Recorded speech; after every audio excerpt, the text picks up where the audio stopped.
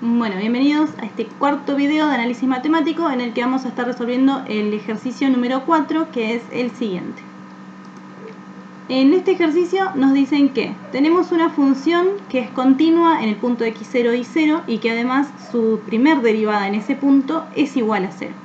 Y nos preguntan si solo con esa información ya podemos asegurar que la función tiene un extremo relativo en este punto. Bien, para resolver entonces este ejercicio vamos a utilizar el principio de Fermat. Yo personalmente voy a utilizar la definición que hay en el Steward de análisis matemático.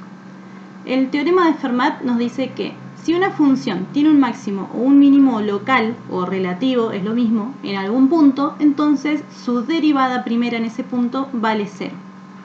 Prestemos atención a este enunciado porque a nosotros nos están diciendo que si la primera derivada vale 0, entonces la función tiene un extremo relativo o local. Y Fermat nos dice el mismo enunciado, pero al revés. Nos dice que si la función tiene un máximo o un mínimo local, entonces su derivada primera vale 0. Vamos a ver que el enunciado contrario de Fermat no se cumple, es decir, que la primera derivada en un punto de una función sea 0 no necesariamente implica que ese punto sea un máximo o un mínimo local. ¿Cómo vamos a hacer esto? Vamos a utilizar un contraejemplo para demostrar que por más que la primera derivada en un punto de una función sea igual a 0, ese punto no va a ser ni máximo ni mínimo para esa función. Por lo tanto, el que nos digan que una función tiene su primer derivada igualada a 0 en x0 no nos sirve para asegurar que ese punto sea un máximo o un mínimo relativo o local en ese valor.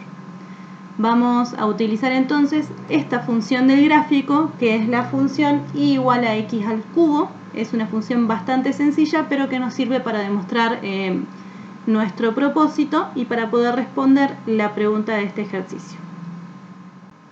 Bien, entonces para empezar a analizar esta función y igual a x al cubo vamos a tener en cuenta la definición de extremos relativos como máximo local y mínimo local y vamos a tener presente la gráfica de la función.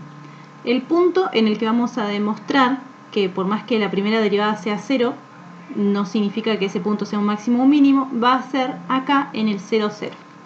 Por lo tanto, cuando tenemos la función igual a x al cubo, lo que vamos a hacer es buscar su primer derivada para evaluarla en el punto 0, 0.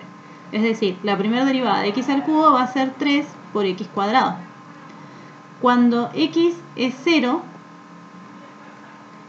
la primera derivada vale 0. Es decir, la condición se está cumpliendo de que la primera derivada en ese punto sea nula.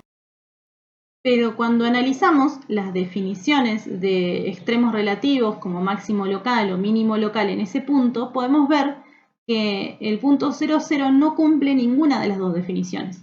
Es decir, para que un punto sea máximo local, en ese punto la función tiene que tomar el valor más grande que hay en algún intervalo. Y cuando observamos, acá a la derecha hay valores más grandes que el valor que toma la función en el 0, 0. Por lo tanto, no sería un máximo. Y a la izquierda tiene valores más chicos que el valor que toma la función en el 0, 0 y tampoco sería un mínimo. Pero su derivada primera sí es 0 en este punto. Por lo tanto, con esta información que me da en el enunciado, no puedo asegurar que la función tenga un extremo relativo en el punto y este contraejemplo es la manera de demostrarlo. Bien, y ahora que ya respondimos a la pregunta del ejercicio 4, vamos a pasar al ejercicio 5, en el que nos dicen que si g de x es una primitiva de esta función g, eso significa que h de x es una primitiva de esta función h minúscula. Este ejercicio lo vamos a resolver en el siguiente video.